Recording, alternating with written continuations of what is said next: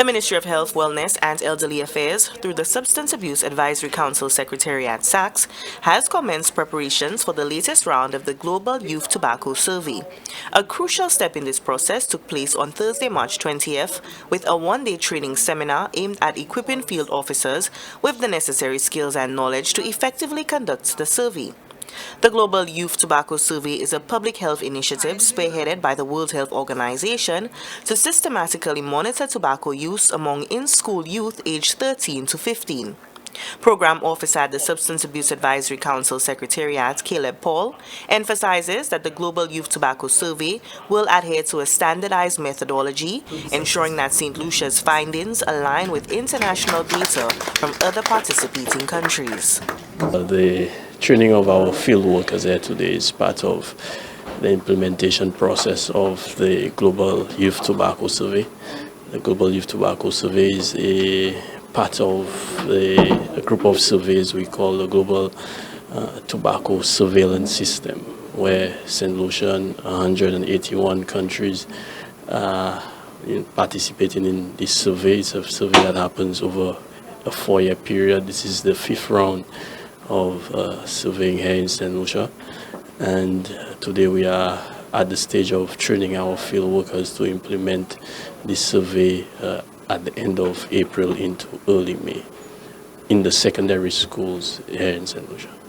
As Saint Lucia undertakes this survey to gather critical data on youth tobacco exposure and prevention, Acting Curriculum Officer for Health and Family Life Education at CAMDU, Valerie Fletcher, highlights the Ministry of Education's vital role in supporting its successful implementation.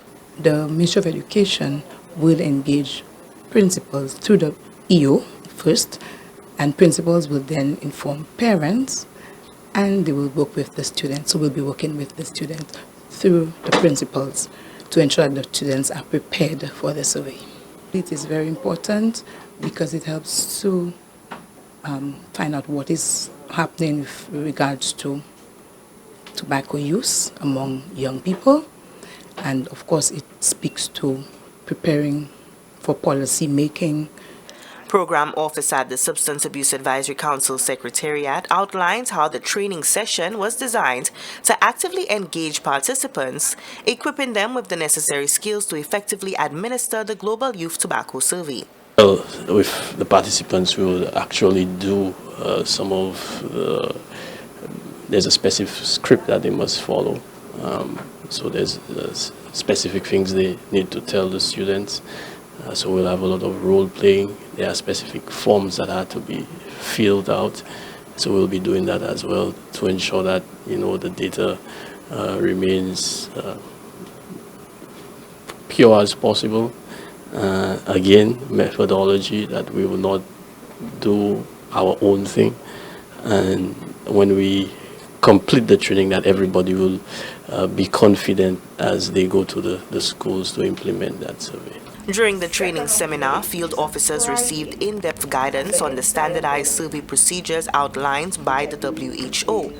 One participant shared her enthusiasm, describing the session as highly engaging and insightful.